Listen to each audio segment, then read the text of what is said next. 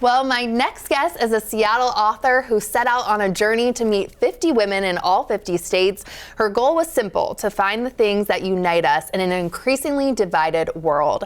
She wrote about her experiences in a new memoir called Table for 51, Lessons Learned from Sharing Meals Across America. Welcome to New Day, Shari Leid. Thank you. Hi, yeah, it's great to be here in my home city. I know, you're local, which is so amazing. So meeting friends in all 50 states, that's a lofty goal. Talk to me about why you wanted to take this on. Sure, well, most of these women were strangers, so we became friends over shared meals. And I grew up not traveling the U.S. I had never traveled the U.S. before. I'm actually adopted from Korea. Okay. But my parents were born in the Seattle area, and they had been interned during World War II. They were Japanese American. And so I was raised with the idea that maybe I wasn't welcome across the U.S. So I wanted to rewrite that belief. Wow. And believe that I'm welcome everywhere. And I found that. It was an incredible experience. That is such an incredible journey. And why was it important to you to, like you just mentioned, share a meal with each person?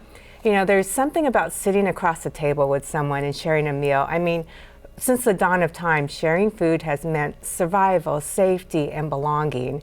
And just sitting down, sharing a meal. A lot of the women took me to places that were, kind of state-like. In Maine, I had lobster. There you go. Yeah, it made it really easy for them to share their lives with me, and it just lowered our stress levels sitting across from one another, and everyone's happy when they're eating. It's true. Everyone's in a good mood. And how did your journey, because you talked about this, change your perspective on the country when you were done? I was surprised how welcoming everyone was. Really? And good. These were a very diverse group of women, ages 20s to 60s, different races, political beliefs, religious beliefs, economic levels. And I told all of them at the end, I'm going to do a survey and find out where everyone's at. And I'm going to share. I said that, I did the survey, and I decided not to share. Because what I found that surprised me is how connected we all are. And now all these women, I have Zoom calls that we meet up on, and all these women are connected through this project. And I didn't want to mess that up by putting all these labels into it. Yeah, and how did you find all these women? Because you talk about how most of them, like you said, are strangers. So 21, I got on my own, and it could have been like somebody I met, for instance, my web designer. She's in Indiana. Never met her before. Yeah. And so people like that. And then I reached out on social media and said, I have these states left. Friends gave me their cousins, their old college roommates, their nieces. And then I had 13 states where I had no contact, like West Virginia. And so I then just kind of cold called. And I looked at LinkedIn. I thought, well, if they're women business owners, maybe then they'll be rooted in their state and won't stand me up.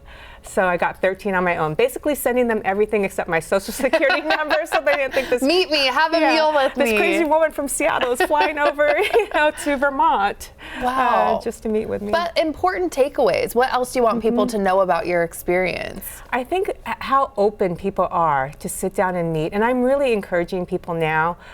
This has turned into somewhat of a movement, just to go and ask somebody to a cup of coffee, a meal, because I think we owe the next generation to show them how to connect. We've done a really good job showing them how to disconnect, but the one thing we still need with AI and everything that's coming in, we still need food and human connection. That's never going to go away. It's so true. And making new friends, I feel like for some people can also feel really daunting as you get older. So what advice do you have for people to kind of put themselves out there that might be really craving connection as well? One of my good friends, AJ, he's in Portland, and he's moved around a lot. And wherever he goes, he has this great group of friends. And I asked him, how do you do that?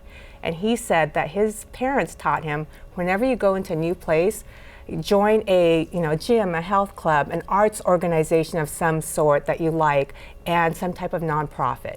3 different things, and in those different places you'll find your people.